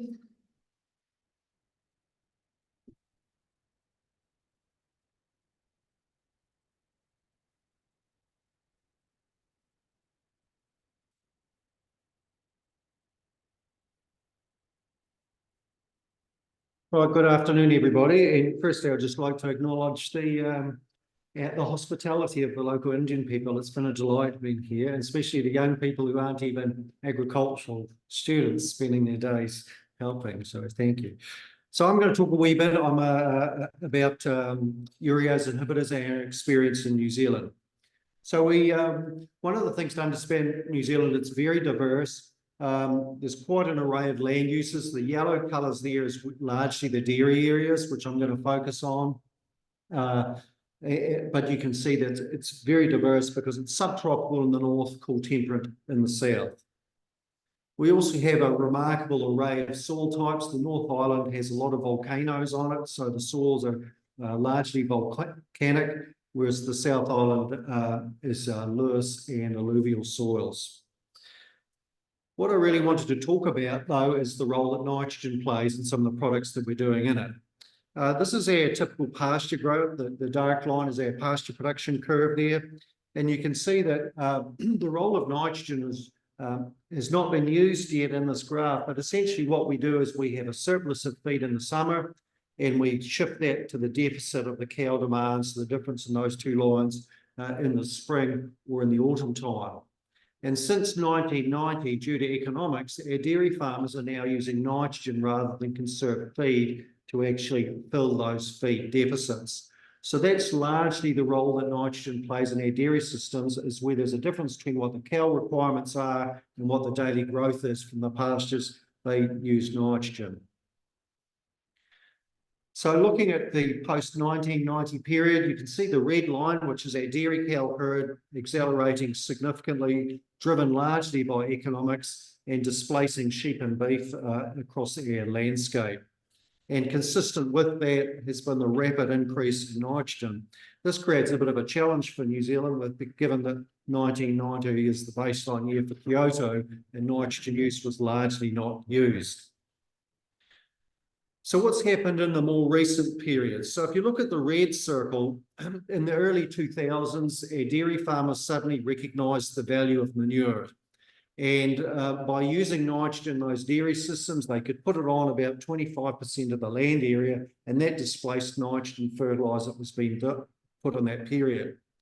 And then in the last couple of years, what we've seen due to both economics and the introduction of nitrogen caps, so we have nitrogen leaching caps in a lot of our dairy areas, is that there's been a reduction in nitrogen use. And in fact, it's also, we've moved beyond peak cow. So in fact, the dairy herd is now declining in New Zealand. So how do we address water quality issues and greenhouse gases in New Zealand? There's a lot of technologies that we're exploring. Diet modification is one. A herb called plantain, I was thinking about that with the Sahel presentation, the role that herbs do in terms of whether they have other properties like nitrification inhibitor properties. Moving to European type systems where we use barns and that a lot more, targeting urine patches, variable rate nitrogen, using gibberellic acid, which is a growth promotant to shift the shape of the nitrogen response, and then using animal genetics and considering microbial interventions. So we're going to focus on the urease inhibitors at the moment. Our brand name for that product is called Sustain, and there's a question mark in yellow around nitrification inhibitors, which I'll address at the finish. So our product, urease inhibitor, has been in the market since 2002. It's a coke agritane MBT formulation dosed at 250 ppm, which is about 1 litre per tonne of urea that's applied at. To manage our inventory stocks, we need a minimum 3-month shelf life. And customers, because a lot of our soils are sulfur deficient, typically blend it with sulfate of ammonia, or with a low water soluble single superphosphate derivative. And 70% of our waterways are phosphorus limited from eutrophication perspective. So there's quite a migration towards those types of phosphorus products. Our marketing claim is up to 50% reduction in ammonia emissions, and in fact, that's recognised in the New Zealand government greenhouse gas inventory. So what's been driving farmer uptake, which we'll talk about in a moment, and one is some key pieces of work to found the growth of that product and build some science into the product, and one is in the red circle, showing the importance of rainfall. So within an 8-hour period, you need a minimum of 10 millimetres of rainfall to effectively suppress a lot of that ammonia production. So we used that as a cue, and I'll talk about that a wee bit in a moment. So basically, you had to have rain on the day that you're putting the urea on to suppress the ammonia. This also, next graph shows you a difference. So the green lines are showing you the urease inhibitor protected urea, the emission profile over time compared with the controls. The dashed line being 25 and the heavy line being 50 kilos of N. So the interesting thing to take out of that is, although colloquially people talk about a 10% ammonia emission from nitrogen fertiliser, the field experience has been substantially higher than that. And then the other thing that our farmers would be interested in is their productivity response. If you're conserving nitrogen, does that translate through to actually a biomass response in the field? So essentially what's happened over that period is couple of the key levers we did is the premium on these urease inhibitors in terms of the urea finished product to the customer was 25%. We dropped that to 8%. And we saw, we saw very little uptake change from that. And so the science that we did before was then used and underpins the ramp up that you see coming along in terms that farmers could simply understand that if it wasn't raining on the day, then the ammonia effectively already happened and you could monetize the productivity response of that conserved nitrogen. And so we've seen for a New Zealand perspective, a fairly rapid uptake. So we're sitting at 60% adoption in the marketplace. This is a non-regulated environment. We expect it will take 20 years and we can discuss why that's there. So that's where we've got. We're pretty happy with that, where we've got in terms of that adoption. But what about the future? And I guess this is where we move next into nitrification inhibitors.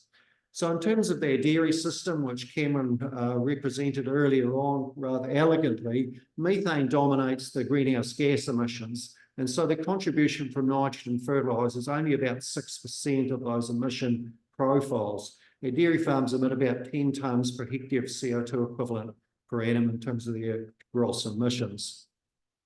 Whereas if you contrast it with our arable, so be that cereals or kiwi fruit, for example, the nitrogen fertiliser is far more dominating in there. So we're expecting uptake of these nitrification products to be far more sensitised in the non-pastoral sector because of these differences. The challenge is if you want to bring a nitrification inhibitor, you have legacy issues to deal with. And in our market, a company brought DCD in a number of years ago, and by poor stewardship, residues were detected in milk.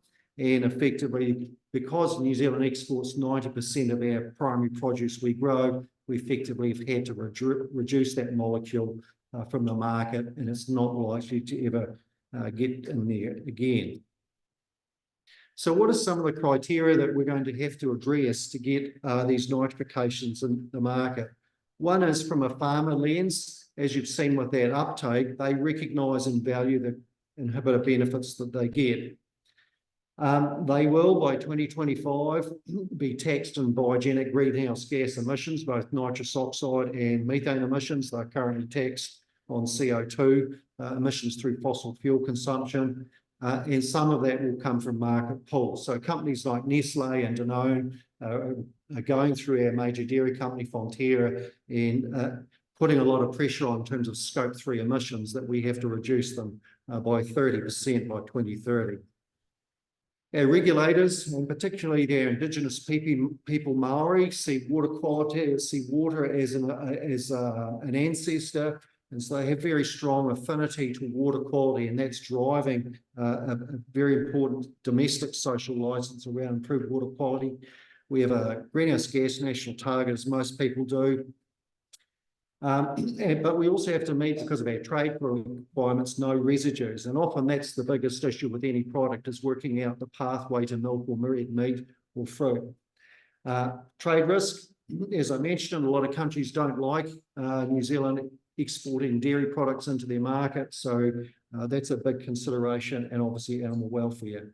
Toxicology and ecotox. So these are effectively treated like pesticides in terms of our regulating framework. So it's quite a high burden in terms of the information needs to get them through registration. And finally, any new product brought in needs to be recognised in our national greenhouse gas inventory for national reporting. From our lens, ease of application and safety for staff is very important. It's a legal obligation for us. It obviously has to be profitable with an acceptable shelf life. And so again, your stock turns are around 3 to 4 months, so you need stability. And as I showed you in those first two graphs, there's a very diverse customer base. So most of our service centres, or where farmers get fertiliser, they could be an orchardist, or they could be a cereal grower, a dairy farmer, sheep and beef. So we've got to meet that.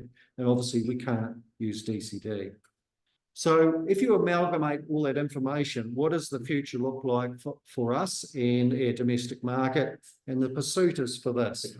And effectively, this is going to be the dual inhibitor. So our goal is to have by 2026, a dual inhibitor in the market that's market acceptable. Ngāmihi, thank you. We have the second largest airplane fleet in New Zealand, and they're used for flying fertiliser oil. So there's a picture of. Thank you all. Very nice.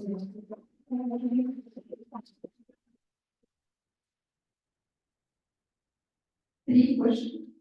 Thank you all. Yes. Just sort of repeat that. The timing of the rainfall, advertising that increased the use of the greenhouse. Yeah, so we had to make it very, very simple because farmers have a lot of other issues to deal with. Fertiliser, although we like to think they think about it all the time, they only spend it, it's an almost impulsive decision. So nitrogen use is a tactical decision. So effectively the messaging was, if it's not raining on that day, don't do it. We outsource all our science, so Balance doesn't do, so it all comes from government funded. So the initial campaign was based around independent meteorological data that showed the probability of getting rain in a 3-day period in any month of the year. And so we used that independent science around rainfall to drive that marketing campaign to start with. So if you need rainfall for it to work, or rain makes it not work? You don't need rain. So, you need rainfall to prevent the significant ammonia loss from occurring, but you don't need it when you have a urease inhibitor treated urea product. So it means that farmers can sleep at night, and that's what they effectively fed back in independent market research is they can put it on and forget about it without worrying about losing it.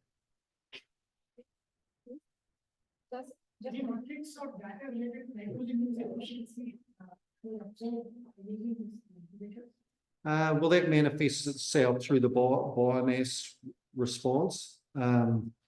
It's quite a tricky question to answer because of the diversity of soils, but we have, because they're from there to there. So, but it does improve the nitrogen efficiency. A lot of them will probably be a 10% change in terms of the nitrogen use efficiency of the nitrogen fertiliser, not the system efficiency. So I missed the very start of talks, I apologize if you mentioned this. If you say this is recognised by the New Zealand government as part of the inventory, and I'm wondering if there is a recommendation in New Zealand to drop nitrogen rates, because you put the inhibitor on and you're not losing much of it, except we've measured it in Australia in the pastures. You don't want it there. So is that part of the discussions? Yeah, so philosophically, New Zealand's looked a lot at what's happened in Europe over many decades. And so effectively, basically, how we regulate our farmers is on terms of their environmental footprint. So they can have 4 cows or 1 million cows, they don't care. It's what is the environmental footprint in terms of greenhouse gas emissions and that. So effectively, in terms of nitrogen use, there's a 190 kilo per hectare cap for graze systems that's legislated, but anything beyond that, they can do whatever they like. But they have to meet water quality targets, which is where they often get called out. Thank you. I'll be quick because it's a very similar type of question. I'm just expanding that on fraction. So the balance between regulatory requirements for farmers and financial incentives or other benefits, or do you think these things working well in partnership, or have you seen this progressing in the future? Agriculture is such a big part of our economy, we can't financially support farmers. So effectively, they have to self-fund it. And one of the ways that comes through is through the financiers. Banks have a big lever on it, and they are now asking for nitrogen budgets when they do finance approval. So any farm loan over $1 million, the farmer must provide the bank with a nitrogen balance for the farm, for the bank to do it. And the other thing they're now asking for is banks have an obligation around their scope 3 emissions. So they are asking farmers to provide greenhouse gas emissions for their farms so that the bank can meet their customs obligations around greenhouse gas emissions. Thank you. We now move on to the flat presentations, which are 3 minutes of talk and 2 minutes of questions, but we will not be super strict. But the first question is David Panguero in the room? He didn't answer, right? So he's not there. So now we take 2 flat presentations of 7 minutes. What about that? And we started. A very tall guy, Philip Lowe. Is he in the room? Yes. Please, Philip.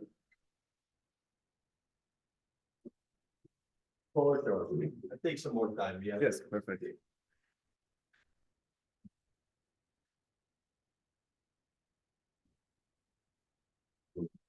Thank David. Thanks, David. Is working? Thank you very much. Yes, thanks for having me. My name is Philipp from Thun Institute in Germany.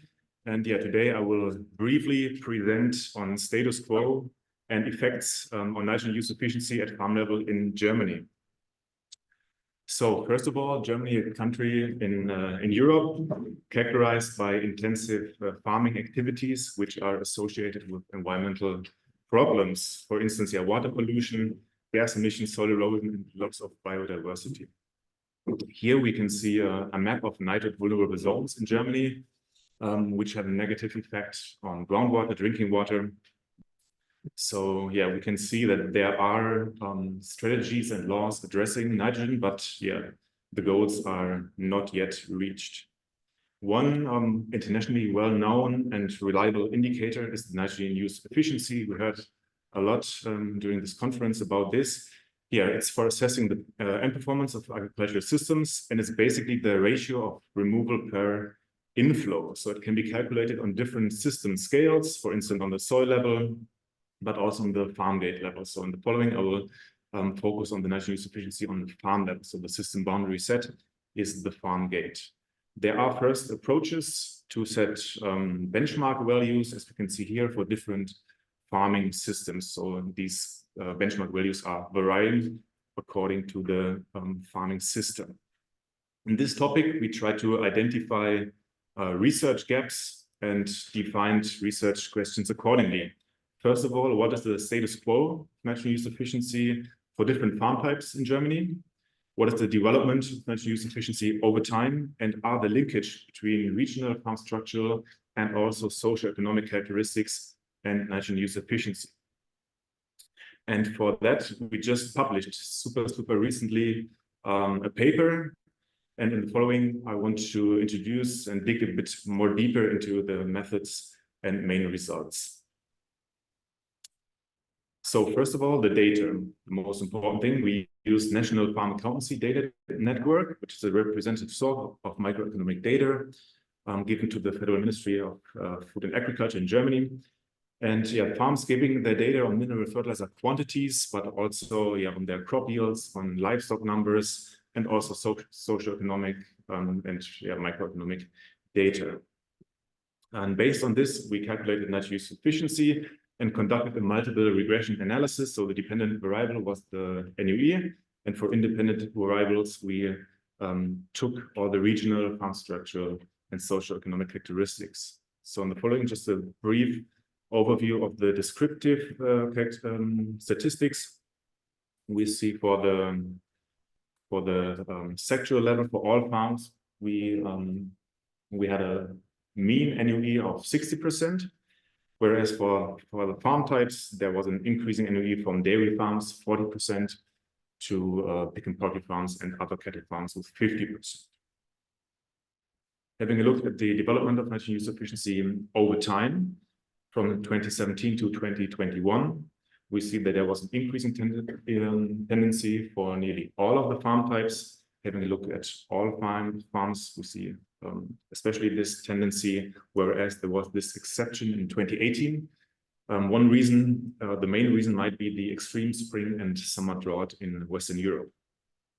The main driver for this increase of net use efficiency seems to be the reduction of mineral fertilizer application since 2017. We can see here the reduction, the decrease of mineral fertilizer application for different farm types.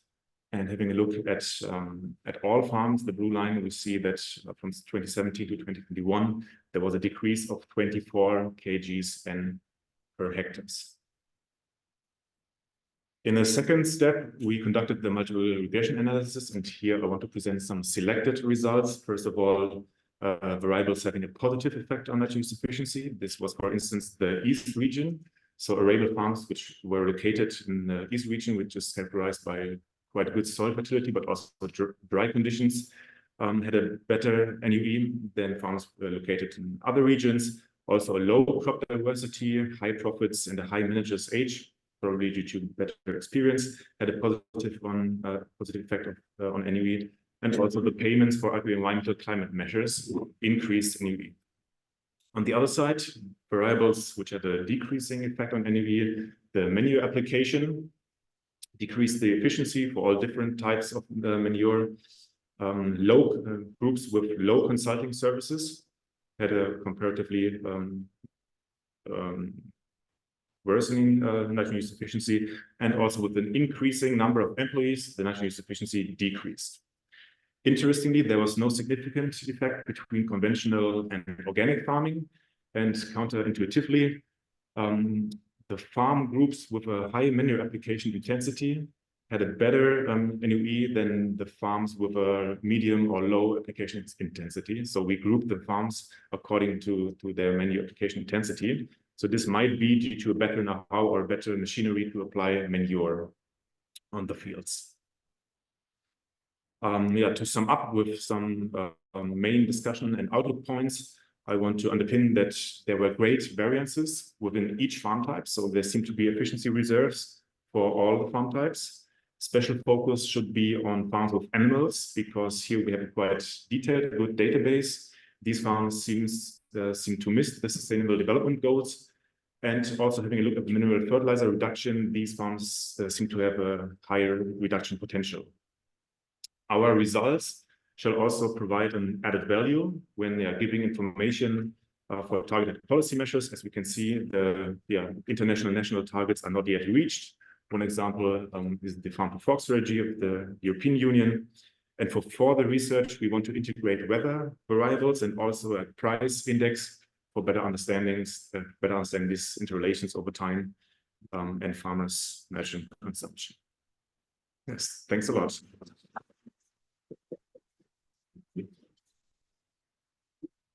Thank you, Phil. You were clearly prepared. Thanks for that. That's good. There's room for one or two questions. Okay. First, the guy in the back, but otherwise, Robin will all take all the time. Hopefully it's a quick one. So you mentioned that one of the drivers for the increase in nitrogen use efficiency is a decrease in trend in the use of mineral fertilizers, including what's been driving the decrease in the use of mineral fertilizers? Yeah, thanks for this interesting question. So I think we have to do some more research on that, but on the national context, we see, for instance, that there were new regulations in 2017, 2020. There were also like this super extreme weather events, which had also an effect on the fertilizer application in general. And then, of course, the price shock. But this happened in 2021, 2022. So this might be only one reason, but for this short period of time, this is probably one of the main drivers. Okay, Peter? Okay, Andreas, speaking of German concentrations, text, sorry for the presentation. What's the No, go on. Sorry, so, a short question, I was really surprised about the low nitrogen intensity in vegetable production. That was surprising to me. It's a very unexpected. So yeah, the vegetable farms are not the main aspect of my research.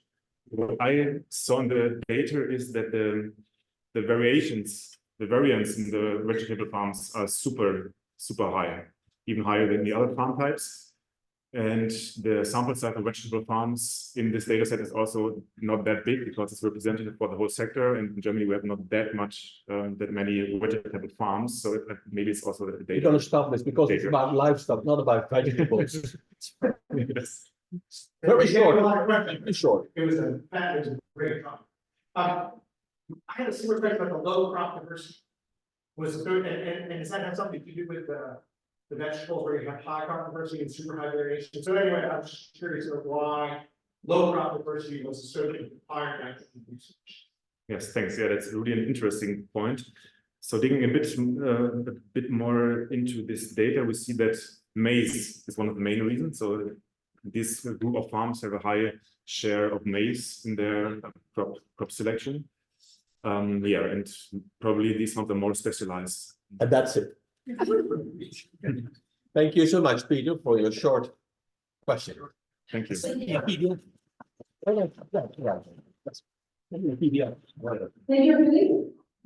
Okay, but I've said for the presentation. And Sharon Sugar has a question. Does increasing composition of diversity with vegetables work improve nitrogen cycling and seed efficiency under Australian compared dairy food? Okay. So thank you. And thank you for saying the title, because that's cut off a minute of my what I would have to say. So that's good. Very long.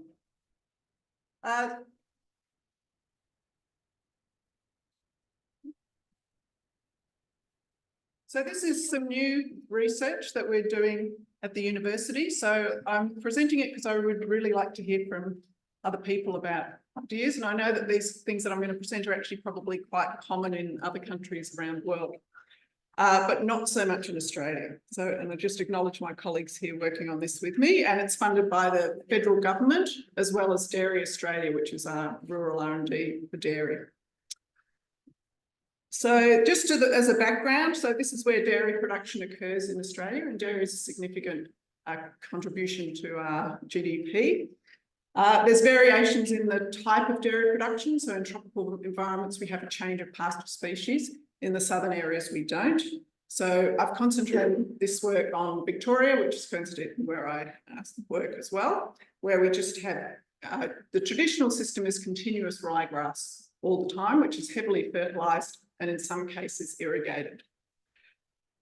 What is happening is that rainfall is becoming less reliable. So if we have dryland systems, the actual growing period is becoming much shorter for pastures, ryegrass pastures. And there's big issues around the edges of those growing seasons under rain-fed systems in terms of grass production. In addition, we're going to get hotter as well. So like predictions everywhere. And so what this means for us is drier, less reliable rainfall in those southern regions, hotter more days of extreme temperature, shorter growing seasons, increased reliance on water, which will become more challenging. So that's like irrigation water. and issues around soil health and quality, which is becoming much more importantly recognised in Australia, fortunately. So what people want is what's an alternative to this? And one of the things that's come up, and this started through a visit to Choggas actually in Ireland, was to think about the role of multi-species pastures to provide that increased resilience across those times of challenging climate. And so a multi-species pasture, as we have defined it in this project, is something that includes grasses, herbs, legumes, and other things. And it's a relatively new thing. It's part of a regenerative agriculture movement in the dairy system. Some people have 5 species, some have 60. So we really need some science around how these things are going to work. And what I'm interested in as a soil scientist is what's happening in the soil in terms of carbon and nitrogen cycling. So this is what a multi-species pasture would look like compared to a ryegrass where everything is in the same depth of about 15 centimetres.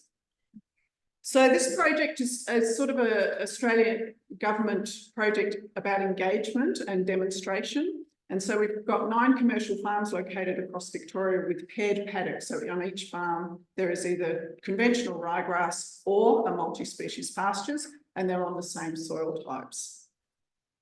And we wanted multi-species. We really wanted much longer time frames of them being established, but it was quite hard to find them. So we said it has to be in at least 1 year.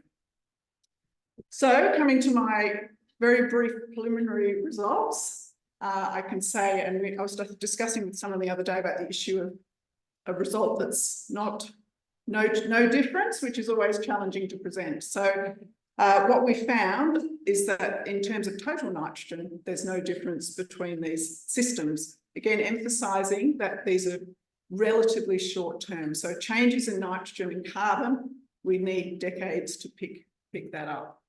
You can see there's a difference obviously with depth across both the multi-species, which is on the right, and the ryegrass, which is on the left. And our dairy systems under ryegrass are very high carbon systems. So we're talking about carbon of 4% or, around that sort of amount. So there's lots of carbon, there's lots of nitrogen. One of the concerns that we have in this project that we wanted to address is if people go from that highly fertilised system to a multi-species system relying solely on legumes for nitrogen, are they just drawing the nitrogen out of that big pool that got built up over the last 30 years of dairy farming? I thought I'd look at potentially mineralisable nitrogen because that would be a form that might change more rapidly. But again, there's no difference between the 2 types of pastures there. So this is still preliminary data.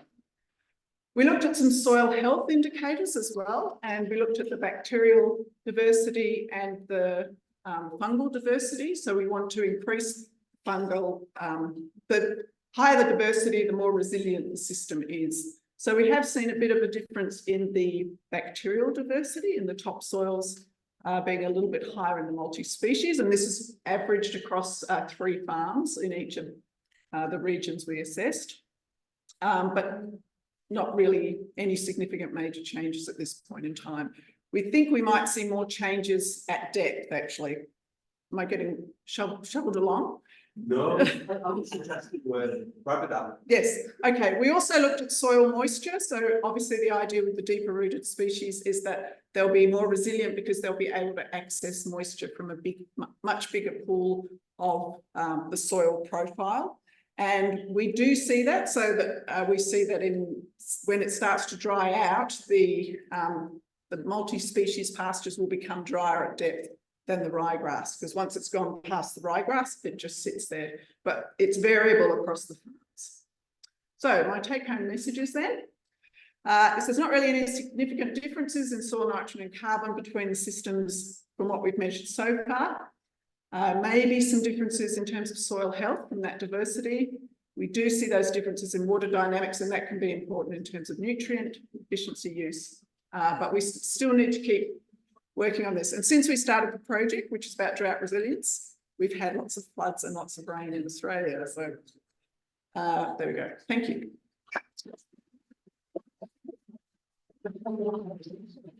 Thank you. Questions? So you stuck it in at the end there, so you haven't had a chance to really test the resilience idea, because it's been raining. Yeah, yes. But Yeah. I mean, the hypothesis is that these multi-species patches will be much better.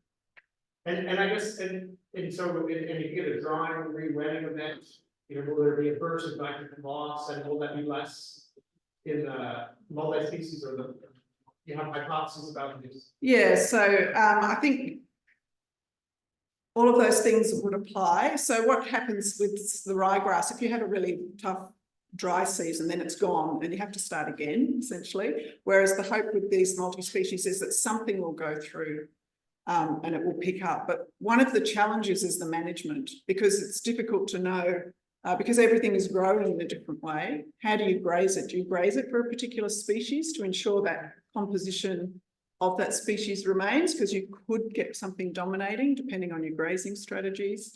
And then what happens, do some take off at certain times and then, you know, essentially take over as well? So there's a lot of questions, which is why there's people from Europe here. I think in Europe, it's a fairly traditional way of managing pastures. So yeah, a lot of questions that we haven't been able to answer to this point. Okay, we take one short one, and then we wrap it up. That one. The originally later still there, these types of systems, presumably they're the requirements that.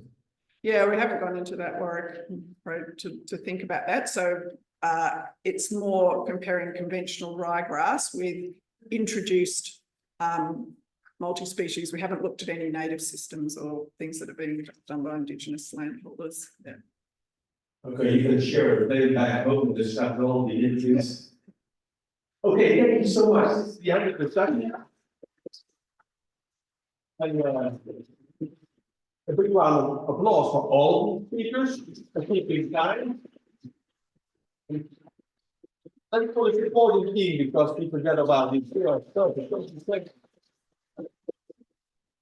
And I think now it's time for this little ceremony, right?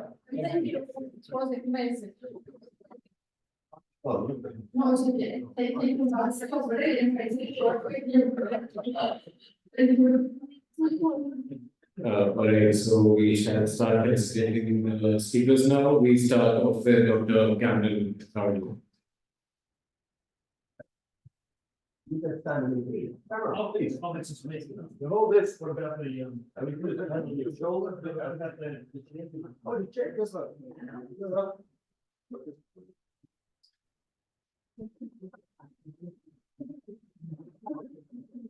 Dr. Shivasan.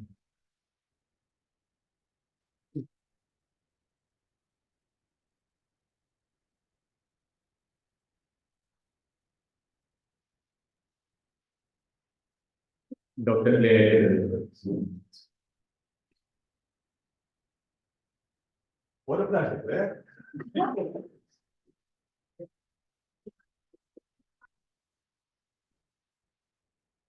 Dr. Takuro.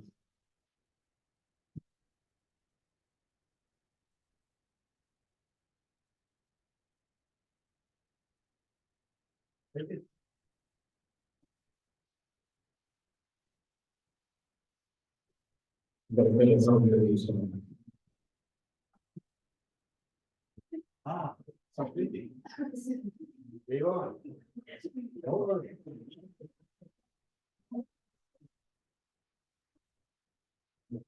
Dr. Gobind.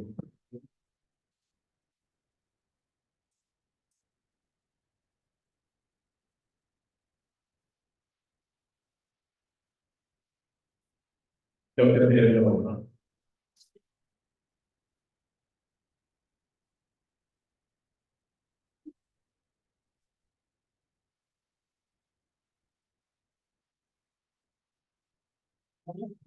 Finally, Dr. Hills.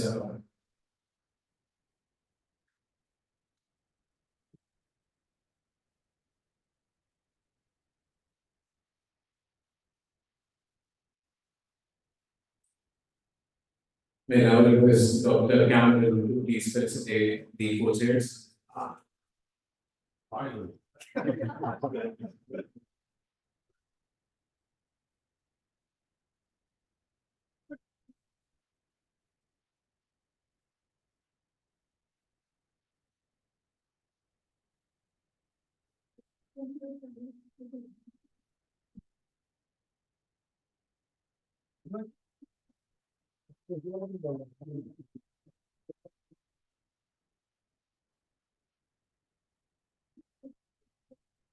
Right, I request all the speakers to please come up and get related with the questions.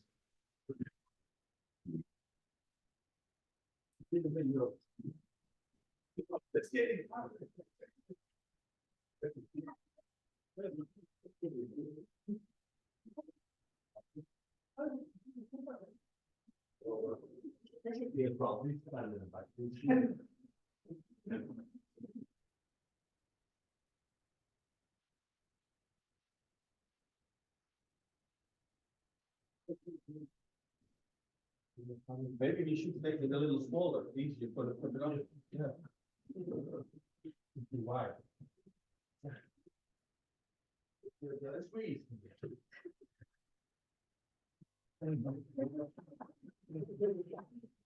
One with the team, please, with the volunteers.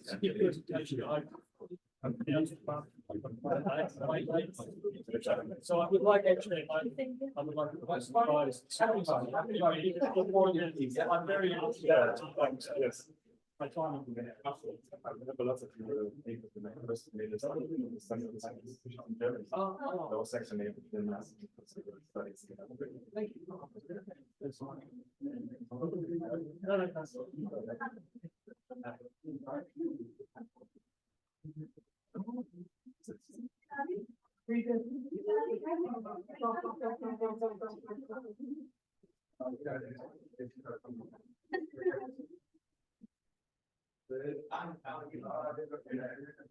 Thank you. Thank you. Thank you. My pleasure.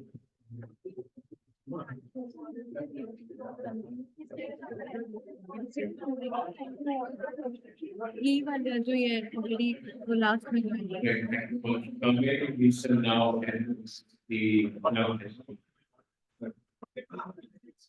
But if you in the media,